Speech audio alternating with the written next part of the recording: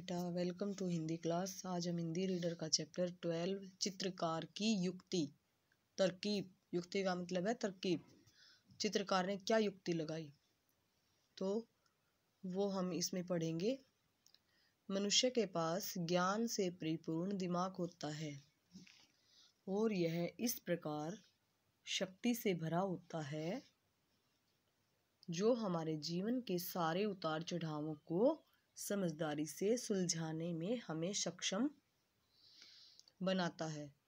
बुद्धिमान मनुष्य ही समाज में अधिक सम्मानीय होता है। तो बेटा इसके शब्दार्थ देखो। पहले धनी, अमीर, खुश, प्रसन्न, नामी, प्रसिद्ध, भीतर, अंदर, शीशा, दर्पण। व्यतीत, बिताना, चित्र, तस्वीर, बुद्धिमानी, होशियारी। कक्ष, कमरा, मुँह मांगी, मनचाही। तो बेटा जब तक हम शब्दों के अर्थ लर्न नहीं करेंगे तब तक हमें चैप्टर में जो आने वाले कठिन शब्द हैं उनका अर्थ समझ में नहीं आएगा। तो सबसे पहले शब्दार्थ जरूरी है। आप देखो बेटा, ये कहानी ध्यान से सुनो। किसी गांव में सीमा नाम की एक बहुत धनी महिला रहती थी। उसके घर में बहुत सारे नौकर चाकर थे जो घर का सारा काम करते थे। इस कारण सीमा का समय व्यतीत नहीं होता था, यानी खाली रहती थी वो मोस्टली। एक दिन उसने शेरू नाम का एक कुत्ता पाल लिया। अब वह अपना सारा समय शेरू के साथ ही बिताती थी। वह उसे बहुत प्यार करने लगी था। शेरू भी उसके साथ रहकर बहुत खुश होता था। एक दिन सीमा को अपना चित्र बनवाने की सूझी, अतः उसने एक नामी चित्रकार को बुलाया और उसे चित्र बनाने के लिए कहा। कई दिनों की मेहनत के बाद जब चित्र बनकर तैयार हो गया तब चित्रकार ने सीमा को फोन किया, आपका चित्र तैयार हो गया है। फोन किया और कहा, मैडम आपका चित्र तैयार हो गया है, आप कल आकर उसे ले जाइएगा। अब इसमें क्या है बेटा जीवन मूल्य? इस पेज पर बुद्धिमानी से कठिन कार्य भी, ये रे आएगा बेटा यहाँ पर। एक मिनट। बुद्धिमानी से कठिन कार्य भी सरल हो जाता है, यानी कोई मुश्किल काम है वो बुद्धिमत्ता से सरल हो जाता है, आसानी से हो जाता है, अपने दिमाग से करे तो। ठीक है, मैं कल आती हूँ, सीमा ने उत्तर दिया। अगले दिन जब वह अपना चित्र लेने उस चित्रकार के पास के यहाँ पहुंची तो उसका कुत्ता शेरू भी उसके साथ था। चित्रकार ने चित्र सीमा के सामने रख दिया। सीमा ने अपना चित्र शेरू को दिखाते हुए कहा, शेरू डार्लिंग, यह देखो मेरा चित्र, और जरा बताओ तो कि यह कैसा बना है। कुत्ता भला क्या बोलता, उसने चित्र देखकर अपना मुंह दूसरी तरफ कर लिया।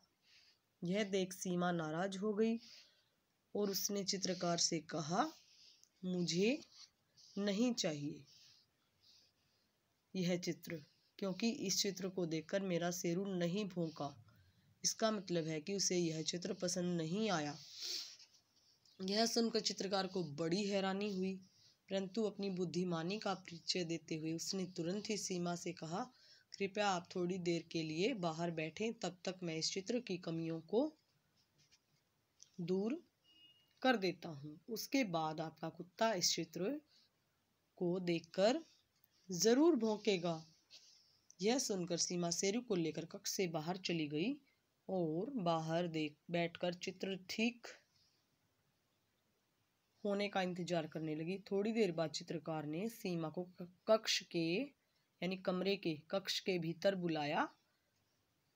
भीतर घुसते ही सीमा का, अब इसमें क्या है बेटा, ये जीवन मूल्य, अपने आप पर विश्वास रखना चाहिए, यानी अपनी मेहनत पर विश्वास रखना चाहिए। तो भीतर घुसते ही सीमा का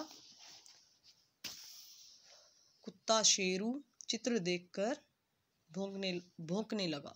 शेरू को भौंकता देखकर सीमा बहुत प्रसन्न हुई और चित्रकार से बोली, वाह, लगता है कि अब आपने मेरा चित्र ठीक कर दिया है। तभी तो शेरू चित्र को देखकर भौंक रहा है तथा मेरे हाथ से रस्सी छुड़ाकर उसके पास जाना चाहता है।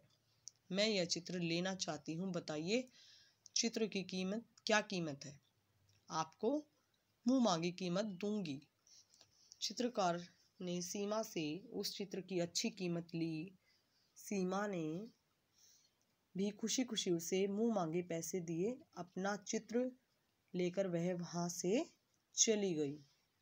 उसके जाने के बाद चित्रकार को बहुत हंसी आई, क्योंकि उसने चित्र में कुछ भी ठीक नहीं किया था, बल्कि उसके पीछे एक बड़ा सा शीशा रख दिया था, जिसमें अपनी ही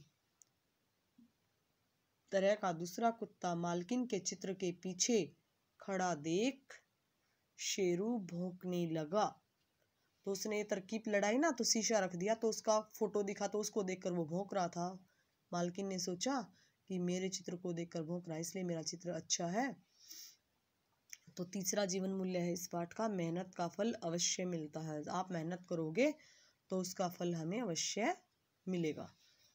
तो बेटा, अपनी बुद्धि से हम कठिन से कठिन कार्य को भी आसानी से हल कर सकते हैं। आ गई समझ में? तो 2 टाइम्स इस चैप्टर को रीड करना है और इसके शब्दार्थ जो हैं अपनी हिंदी की नोटबुक में राइट करने हैं और लिखने भी, सॉरी बेटा, लर्न भी करने हैं। ठीक है बेटा, धन्यवाद।